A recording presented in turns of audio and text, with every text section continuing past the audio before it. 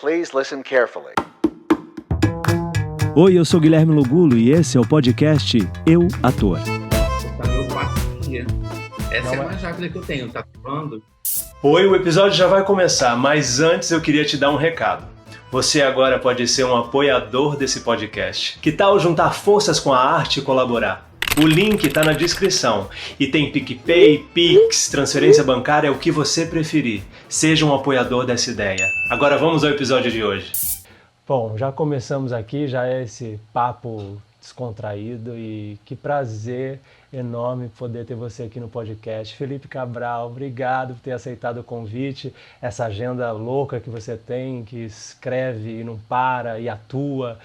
Eu já queria começar perguntando o seguinte, como é que o tablado entra na sua vida? Porque o teatro entra aí, né, através do tablado, esse é o seu primeiro contato com o teatro. Queria saber como é que você chegou até o tablado. Olha, o tablado eu entrei, amigo, em 2005, né? E a minha família, tirando meu tio que faleceu quando eu nasci, na verdade, ninguém era artista.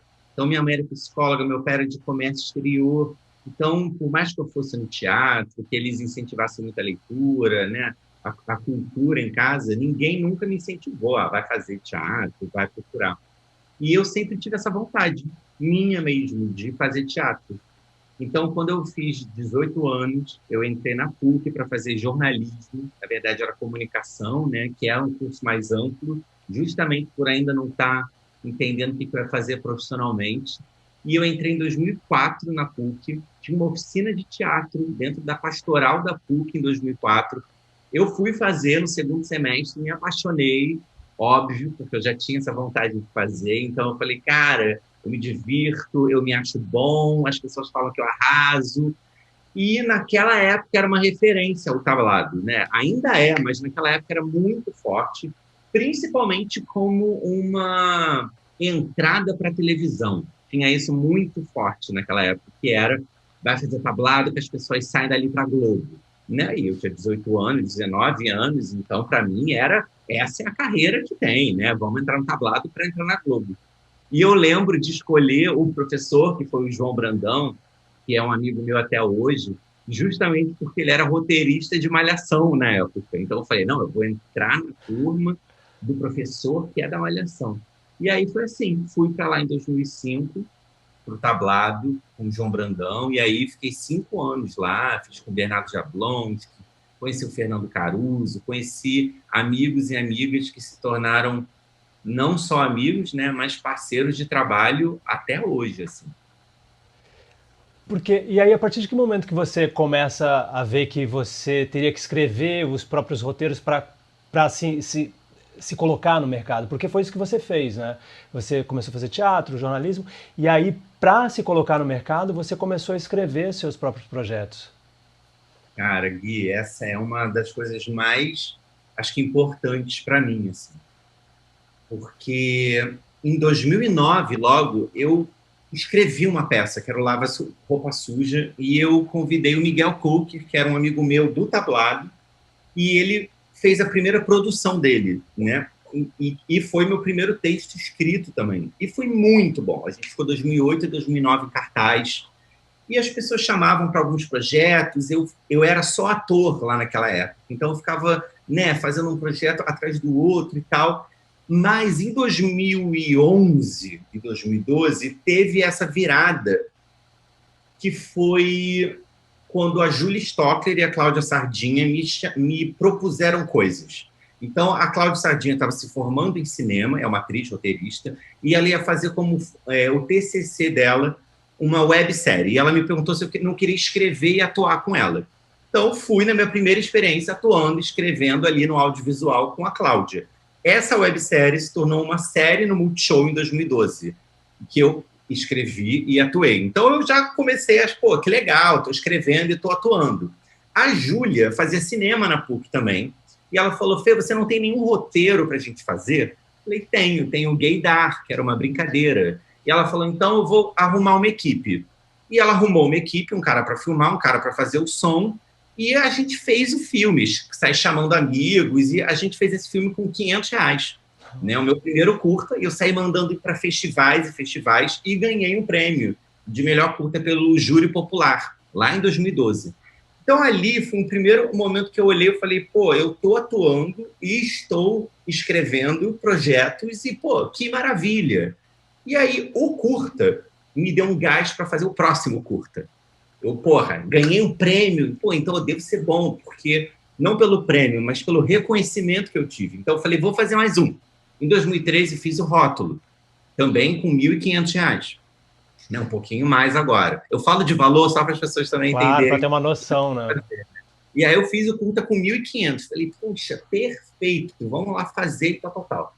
Fizemos, escrevi em tudo que é festival, ganhei prêmios, como ator, como roteiro. Eu falei, caraca, que reconhecimento duplo e maneiro. Vamos fazer o próximo. E aí, em 2014, eu fiz o Aceito, que aí eu fiz uma campanha no Catarse, né, de crowdfunding, para levantar dinheiro para produzir. Chamei amigos meus, fiz até teste na época para ver quem ia fazer o meu par, e foi o Jefferson Schroeder, né? Maravilhoso, amigo meu querido, muito talentoso. E aí, com o Aceito, eu também comecei a fazer vários curtas, vários festivais, vários prêmios. E isso, para mim, me deu uma solidificada nesse lugar de entender que eu queria contar aquelas histórias. E que eu queria também estar naquelas histórias, e que eu queria dirigir aquelas histórias, e que eu queria produzir aquelas histórias, e que eu tinha que fazer assim para acontecer. Então, foi um misto, Gui, de perceber que se eu não me movimentasse, eu não ia receber convite. Eu comecei a perceber isso e a lidar com essa frustração, buscando sempre não me comparar com outros colegas, mas isso é muito difícil quando você vê os seus amigos engatando um projeto atrás do outro e você falando. E eu falava, cara, eu só queria ser chamado para fazer uma peça atrás da outra, só queria ser chamada para fazer filmes, sendo que a gente nunca sabe o corre da outra pessoa, o que aquela pessoa fez para conseguir aquilo. E eu comecei a entender que cada pessoa tem a sua carreira, tem o seu caminho. Então, eu comecei a tomar gosto de produzir os meus projetos. E, de uma certa maneira, isso que foi abrindo portas. O Quero Ser Solteira no Multishow foi onde eu conheci a Rosane Svartman, que me chamou em 2015 para escrever Totalmente Demais na Globo e que mudou a minha carreira. Eu entrei na indústria, eu entrei na máquina. Ao mesmo tempo, ano retrasado, em 2019, eu escrevi o 40 Anos Esta Noite, uma peça que eu escrevi e atuei. E o Fábio Porchat foi ver essa peça por causa da Karina Ramil, do Porta dos Fundos, adorou o meu texto, me adorou e me convidou para escrever agora uma série na Amazon, que é onde eu estou agora. Então, querendo ou não, eu produzir os meus projetos foram os meus cartões de visita para entrar na indústria, para ganhar dinheiro, para ganhar projeção. Se eu não tivesse feito isso, eu não sei se eu teria chegado lá, sabe? A coisa da carreira, né, de construir um caminho ali que eu acho que você nem esperava, né? Você sempre gostou de escrever? Sim, sempre gostei de escrever. Desde criancinha, na verdade, eu escrevia, fazia historinha no Natal para minha família ouvir. Escrevi livros quando era criança, mandei para a editora e fui recusado, claro, porque devia ser muito imaturo, mas eu sempre gostei de escrever. Então, querendo ou não, foi um momento meu de perceber que fazia parte do meu caminho também escrever, né? E a questão da diversidade é muito presente no seu trabalho, né? Você fala muito, você tem um canal, leio LGBT. Como é que isso entra na sua vida? Porque você começou a escrever sobre diversidade, você ainda nem era abertamente gay, você não falava da sua orientação sexual. Como é que você tomou essa coragem de escrever Gaydar, o seu primeiro curta, sendo que é uma temática que você, de uma certa forma, não se sentia pronto para falar sobre? Como é que foi essa coragem sua para tomar essa iniciativa? Esse é o tópico dos tópicos, assim, porque tudo que eu falei é totalmente atravessado por isso. Claro, é uma jornada muito particular, mas no próprio Quero Ser Solteiro, em 2011, eu era um amigo gay da protagonista. Então, eu já estava ali contando a história de um personagem que eu queria contar também. E o gaydar era também uma brincadeira a partir das minhas experiências, que era o garoto que comprava um aparelho para saber se as pessoas eram gays ou não, com certeza absoluta. Qual o problema se o cara for gay? Nenhum. Aí você divide comigo. E aquele de camisa vermelha ali? Hã? Aquele ali, ó. Viado, né? Ah, tá vendo? Você não precisa de aparelhinho pra saber. Mas é aquele ali de camisa listrada, ó. Hétero. Deve ser daqueles héteros, assim, que já experimentaram uma vez, mas... Viu que... só? Então você também não sabe se ele é hétero ou se é um hétero que já experimentou, mas olha só. Rafael, guarda isso. Viu? Verde, viu? Não é nada de hétero, mas tá experimentando, é viado. O que eu já repensaria totalmente, né? Porque acho que a sexualidade é muito mais fluida do que isso. Mas aquilo, na época, era só uma brincadeira minha, com 19 anos, e estava chateado de chegar em caras que eu achava que eram gays e eram héteros. E eu falei, gente, eu não aguento mais errar, eu vou fazer um curso sobre isso. Então, assim, tudo que eu fui escrevendo partia da minha vivência e da minha autoaceitação mesmo como um jovem gay lá, né? Com 20 anos que eu saí do armário. E isso, Gui, foi um processo muito longo, porque quando, em 2012, no mesmo ano que eu lanço o Gaydar, o Quero Ser Solteira vai para o Multishow, eu começo a ser chamada para muitas entrevistas e as pessoas começam a perguntar sobre isso. E eu era muito dentro do armário ainda, porque eu tinha saído do armário em 2006 e eu ainda tinha uma noção na minha cabeça que se eu saísse do armário publicamente como ator, a minha carreira acabaria, porque eu ia perder os papéis, porque eu ia perder os papéis que os meus amigos estavam conseguindo. Até eu entender que não é que eu estava perdendo aqueles papéis, é que aqueles papéis não eram para mim, que aquele não era o meu caminho. E aí, em 2012, eu ganho esse prêmio pelo Gaydar num festival de cinema LGBT. Então, eu começo a frequentar esses festivais e ver outros realizadores, outros filmes, outros curtas e ser reconhecido. Aí, em 2013, eu faço um outro curta LGBT, que é o Rótulo, e também começo a frequentar esses festivais e conhecer ainda mais pessoas. Em 2014, quando eu fiz o Aceito, eu falei para mim mesmo, eu falei, não tem mais sentido eu fazer esses filmes e não falar abertamente da minha sexualidade. Porque eu tô entre essas pessoas, essa é a minha comunidade, essa é a minha obra, os meus filmes debatem essas questões e eu, não, isso não importa, minha carreira é minha carreira, minha vida pessoal. Eu falei, não, eu também acho que é importante eu me colocar como um artista gay. Então, em 2014, com o Aceito, eu me aceitei publicamente, sabe? É isso. A gente não vai se casar nunca? Porque a gente teve uma sorte fodida de nascer numa época onde o casamento gay foi legalizado. Sorte pra mim tinha os gregos, fudiam com todo mundo, não tinha merda nenhuma dessas. Onde a gente pode adotar um filho, se a gente quiser. Onde a gente tem uma galera que tá lutando para os nossos direitos serem respeitados. E você tá me dizendo que você quer jogar tudo isso fora, porque tudo isso é muito heteronormativo. E aí, claro, quando eu falei, eu sou gay, fiz um textão, na época no Facebook, e aí várias pessoas, mas quem não sabia? Todo mundo já sabia. E a minha ideia era, não tem problema que todo mundo já sabia, e eu quero falar. É sobre esse gesto meu, né? E isso vem junto com não quero mais ser chamado para os projetos, eu quero, então, criar essas histórias. E vem junto com eu não me vejo na cultura, eu não me vejo nos personagens das novelas, eu não me vejo nos filmes, eu não me vejo nos livros.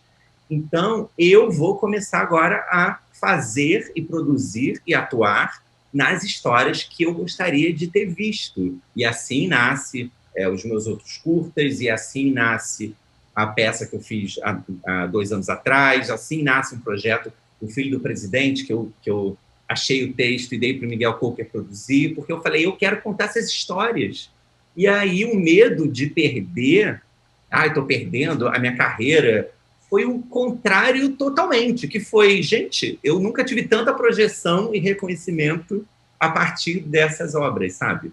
É quase encontrar o seu nicho, né? E falar, não, aqui é meu lugar mesmo, né? Aqui eu tenho lugar de fala, aqui eu posso falar, porque é isso, você como artista, você ampliou a sua fala, né? E ajudou, acho que, muitos jovens e pessoas a entenderem que está tudo bem você ser do jeito que você é e criar o tipo de conteúdo que você cria. Tem espaço, né? Exato, Gui. E eu acho muito que as pessoas hoje já pensam muito diferente também, né? A gente já vê muitos atores e atrizes saindo do armário e protestando contra essa orientação sexual aberta, né, pública, influenciar nas suas carreiras, né? Porque uma coisa é uma coisa, outra coisa é outra coisa. Eu que na minha experiência particular, resolvi que eu posso fazer os outros projetos, eu quero ganhar dinheiro, eu quero ganhar prêmio, eu quero ser indicado ao Emmy, tá tudo certo. Mas eu agora, particularmente, estou no momento de...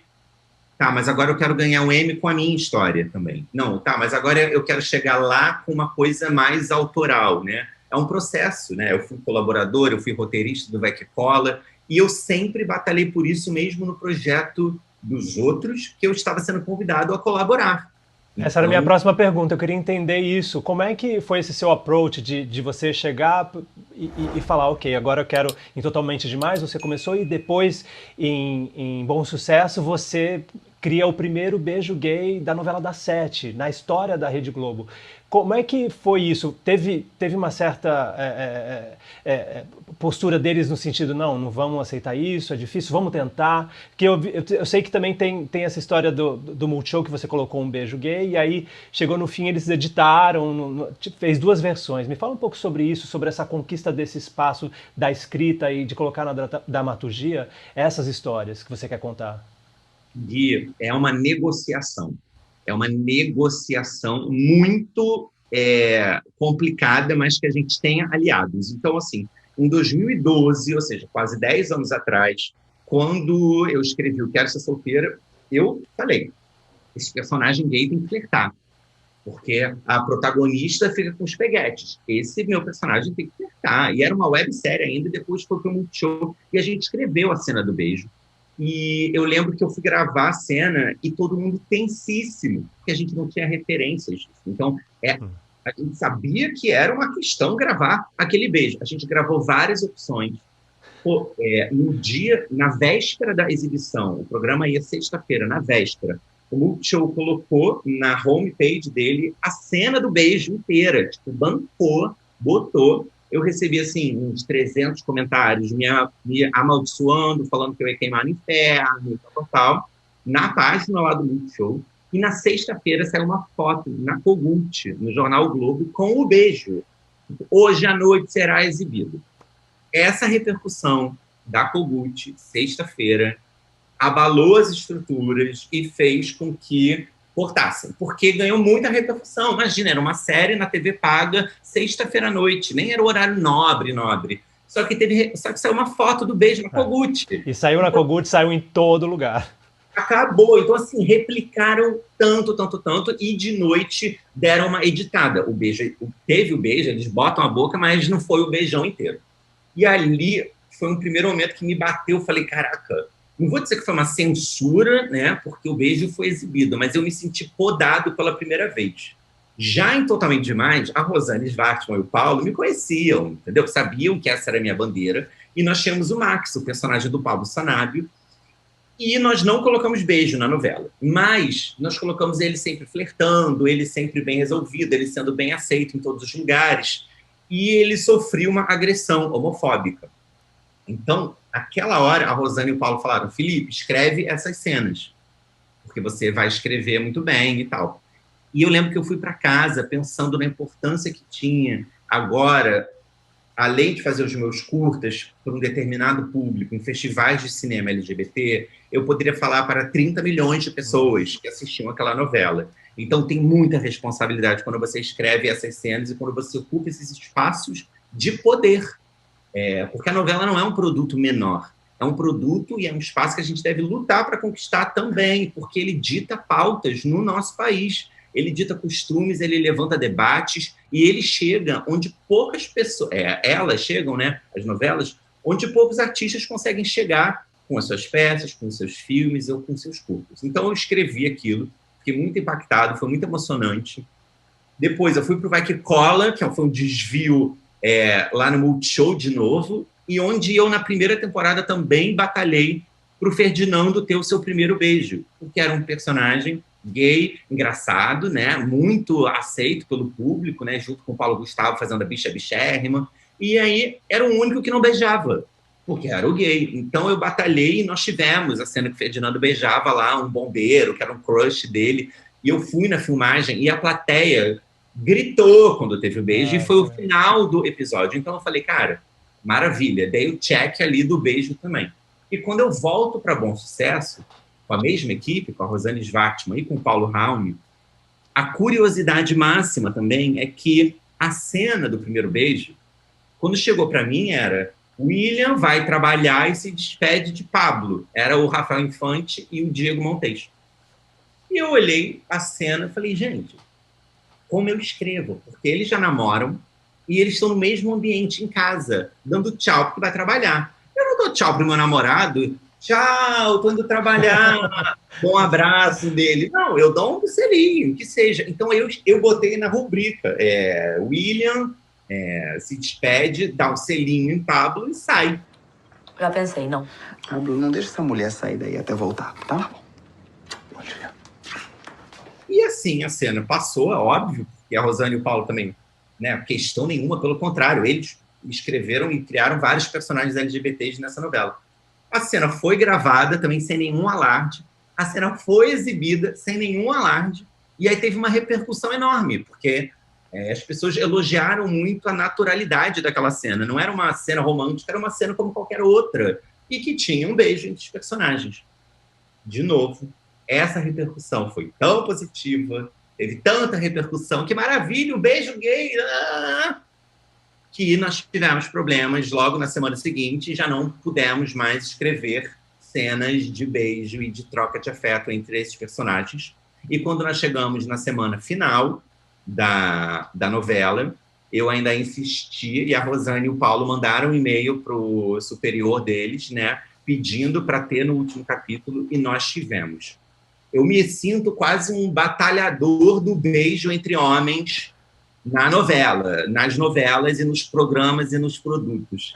E eu digo isso porque faz muita diferença a gente se ver representado. E o beijo, né, entre homens ou entre mulheres ou entre outros personagens LGBTs, ele pode ter uma força muito grande para o público que assiste e que vai ver o seu afeto exibido ali sem nenhum problema. É muito difícil e você tem que negociar com um superior, que tudo bem, ele hoje já até foi demitido, saiu da Globo, quem cuidava lá das novelas. Mas outra pessoa pode entrar e manter a mesma política. Sim. Então, você tem que ser um chato, sabe? Você tem que ser a pessoa que fica ali, mas é importante, vamos tentar, pede autorização. É complicado. Eu tive a experiência de participar de Babilônia, e Babilônia foi um caos devido ao beijo de Fernanda Montenegro e Natália Timber no primeiro episódio. E isso é o que você falou. Virou uma coisa na mídia, e aí, meu filho, a novela virou outra história. A novela tomou outros rumos. O personagem que era gay não era mais gay, não tinha mais afeto. Então é muito doido isso, né? Realmente existe uma censura meio velada aí que é isso. Personagens homoafetivos não podem demonstrar afeto nenhum em cena porque foge do padrão, né? Do padrão. Então é muito louco. Muito bem construído, né? No sentido de você tem que botar o público entrando na jornada de saída do armário, da família rejeitando, e aí você tem que criar essa empatia nesse personagem para que esse personagem possa beijar.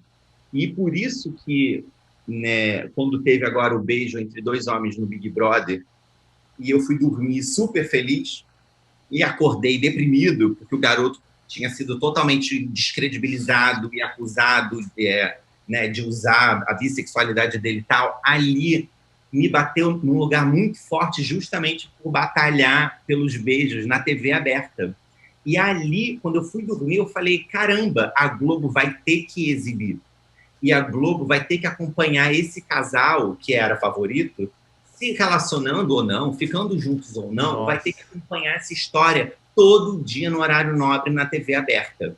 Essa minha alegria durou um dia, uma noite, 5 horas. Então, me pegou muito porque eu falei, quando que nós vamos já acompanhar uma história homoafetiva na TV aberta, no horário nobre, todo dia, com aquela intensidade de afeto, com aquela exibição? Qual foi o beijo na dramaturgia nacional, na TV aberta, nas novelas ou nas séries, na TV aberta, que tiveram um beijo que nem o do Gilberto e do Lucas? Nós não tivemos. Os beijos são selinhos apertados longos, entendeu? Então, é muito complicado, porque tem uma naturalidade também, acho, das pessoas não se revoltarem tanto. porque, não, é assim, essa é a estrutura, essa é a empresa. Mas você tem, tipo, as pessoas têm que começar a se incomodar muito. A tipo, gente, eu vou exibir, tem que botar. É muito difícil falar, quer dizer, é muito fácil falar, não sendo o meu projeto pessoal, né? Eu não sei se eu emplaco o meu projeto, meu chefe fala que não tem, eu vou me demitir, eu vou perder meu emprego. Não, então eu vou tentar comer pelas beiradas. Eu entendo isso. Mas é meio frustrante, né? Entender que até os meus 35 anos, esse afeto ainda é uma problemática na nossa televisão. E é uma luta constante, né? Eu acho tão nobre isso, essa sua luta e essa sua vontade de mostrar que é o normal, né? Não tem, é humano, somos humanos e tem essa questão do humano. Primeiro lugar de tudo é humano, não é? Eu vi uma entrevista onde você fala sobre, eu não vou assistir uma peça porque falaram que é uma peça hétero. Sabe? Aí tem uma peça, vamos falar um pouco sobre 40 anos essa noite, que é uma temática LGBT, que você aborda ali, da coisa do filho, que a gente nunca vai, porque é LGBT eu não vou. Ah, não, porque tem gay eu não vou. É porque tem hétero eu não vou. Não existe isso no mundo, né? Como é que você vê isso? É muito louco porque a gente não define nenhuma obra sendo uma obra heterossexual, né? Eu não falo, gente, a Globo bomba nas novelas héteros, né? Gente, que história hétero linda, né? Da mocinha com mocinho. Gente, um amor hétero tão bonito. Ai, que beijo hétero lindo. Isso não existe, entendeu? Ninguém fala isso, ninguém encara isso assim, né? Assim como a gente pode também falar, né? De tudo que é visto como norma, né? Ninguém fala, gente, que amor branco lindo, né? Porque tudo que é norma não é apontado, né? Então, tudo que é hétero, tudo que é branco, né? Não é apontado como tal, né? E o contrário é.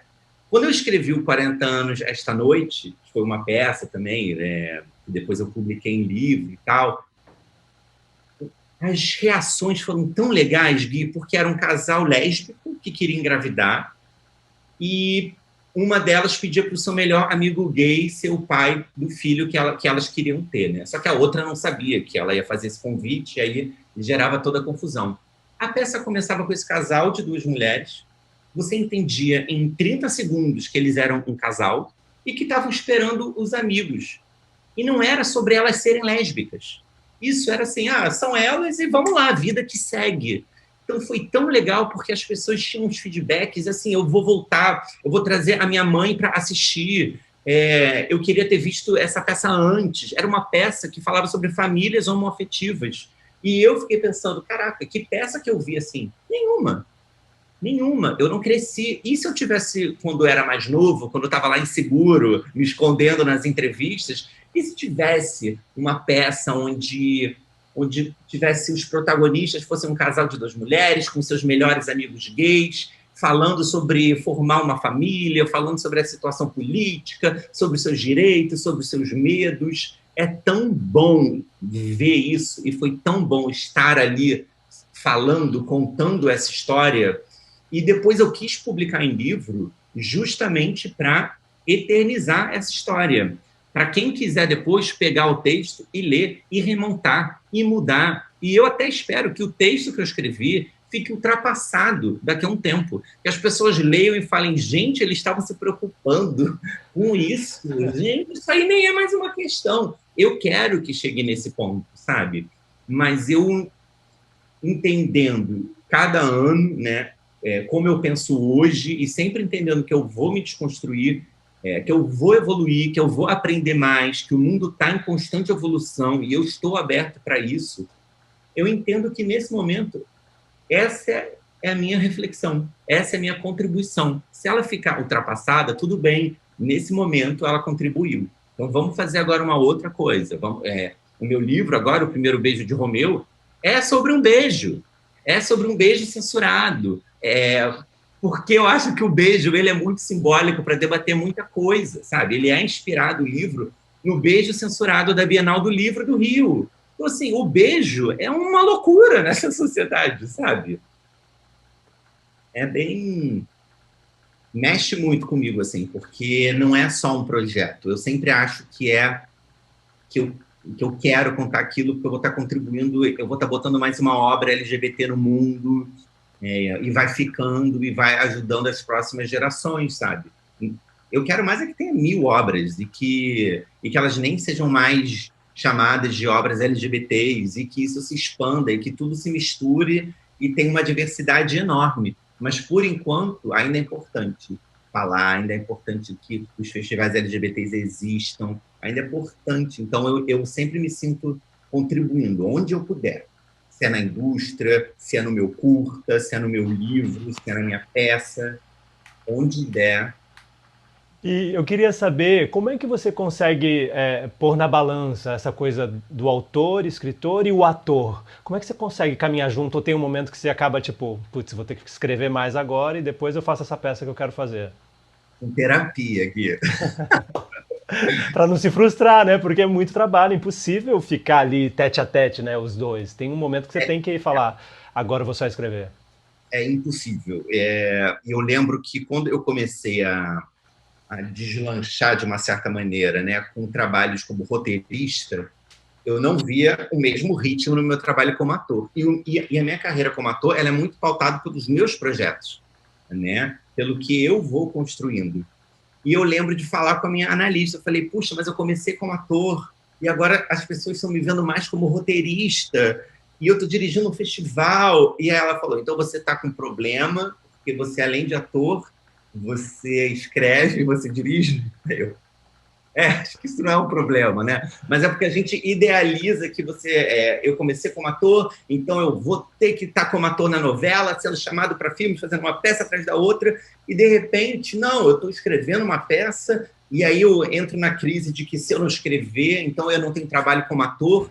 São tantas questões que vão passando pela minha cabeça, até eu ir me acalmando e entender que tudo bem, eu fiz a minha peça aos 40 anos, aí eu passei um ano passado trabalhando num filme, escrevendo uma série, terminando de editar um curta, agora eu estou escrevendo um livro. Então, você vê, eu desde 2019 eu não trabalhei como ator. Eu fiz umas oficinas daí como ator, por exemplo, fiz a oficina com a Maria Beta Pérez, fiz de novo com a Miwa e a Ana Gizawa, para alimentar esse meu lado, para não ficar parado, entendeu? Eu fui e fiz umas oficinas, mas é muito difícil você conciliar tudo assim ao mesmo tempo. Então, eu fiz as pazes com essa minha multiplicidade, sabe, de carreira, e eu entendi que talvez nunca pareça que eu estou avançando muito numa, que eu,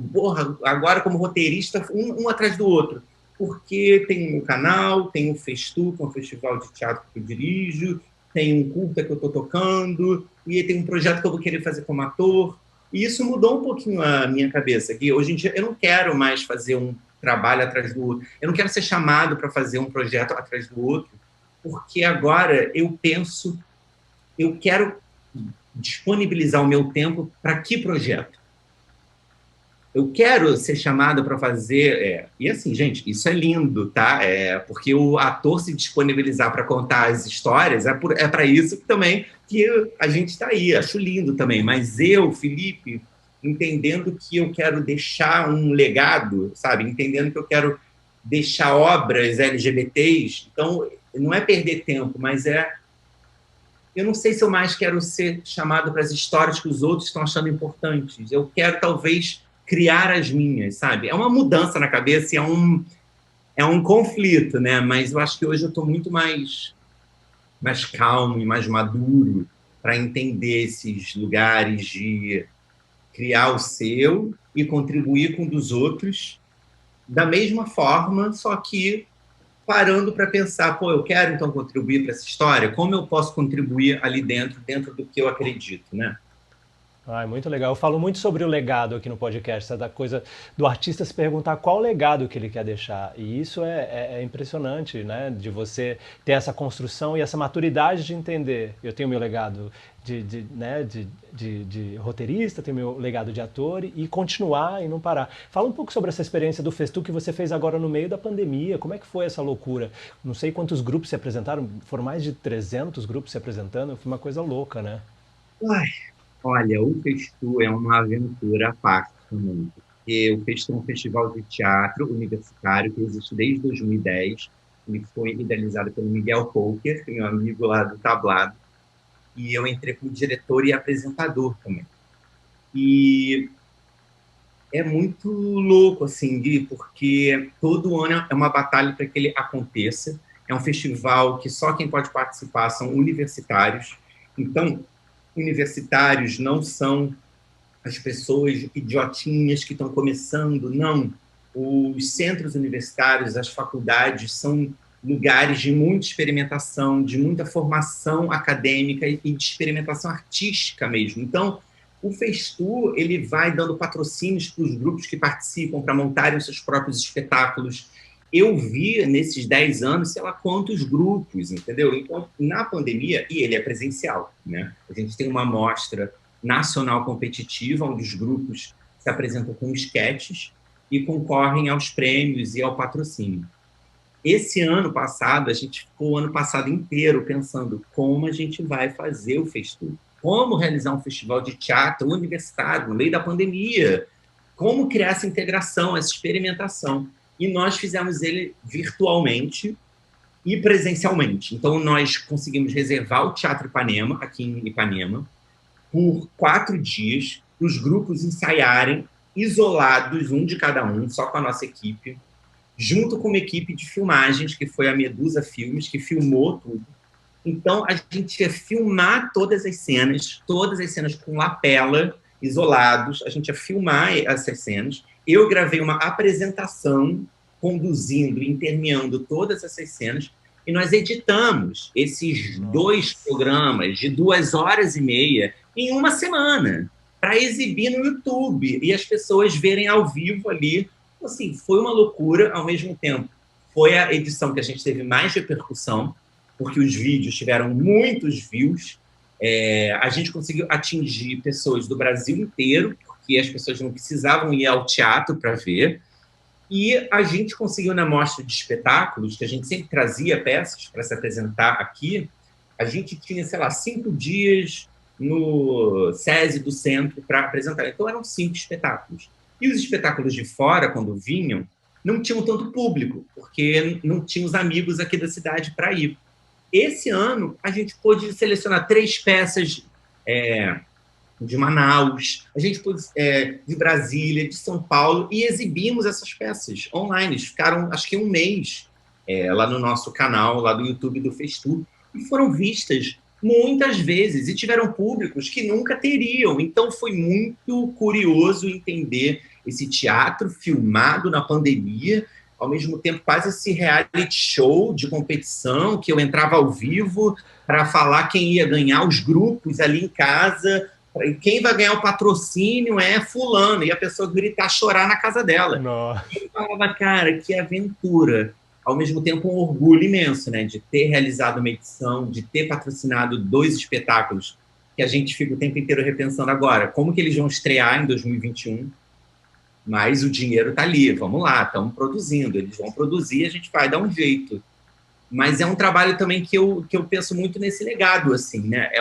São 10 anos de incentivo à galera que está na base, que está saindo da faculdade, que está na faculdade.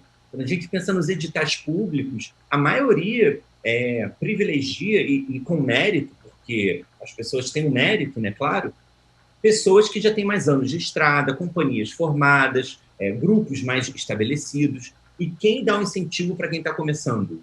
Quem não pegou um edital e aí o produtor falou, você precisa de um nome, e aí você para e pensa, mas eu não tenho nome? Aí você escuta, mas você precisa ter alguém nesse projeto. É que você ainda não é ninguém. Isso vai minando a nossa cabeça de achar que se eu não entrar na televisão, se eu não tiver um nome famoso, esse projeto não vale nada. Sim. Então, o Festu é justamente assim, todo mundo é alguém, você está começando, então vamos te incentivar. Vamos lá, vamos começar essa carreira aí, sabe? Então, é muito legal, porque ele se tornou um espaço de visibilidade, de incentivo, de experimentação. Eu tenho muito orgulho, apesar de ser muito cansativo. De ficar exausto. Não, e no meio de uma pandemia, muito corajoso você, parabéns.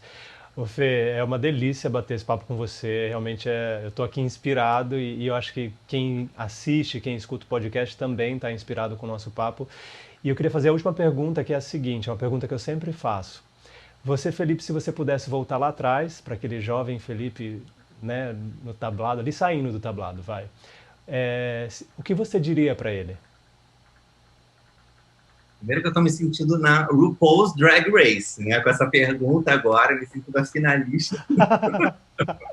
O que você diria para ser jovem, mas...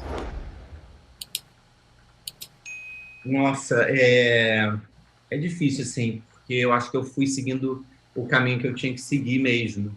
Acho que eu não tinha que mudar nada, mas acho que eu falaria para ele acreditar nele, mesmo quando a carreira dele não fosse seguindo pelo caminho que ele achou que ia seguir, mesmo quando ele se visse diante dos desvios, quando ele se sentisse não valorizado, quando ele se sentisse não reconhecido, tanto quanto ele gostaria de ser reconhecido, eu falaria para ele respirar fundo e acreditar nas ideias que estão na gaveta dele, né? Que ele saísse do armário logo e que ele tirasse da gaveta as suas ideias também.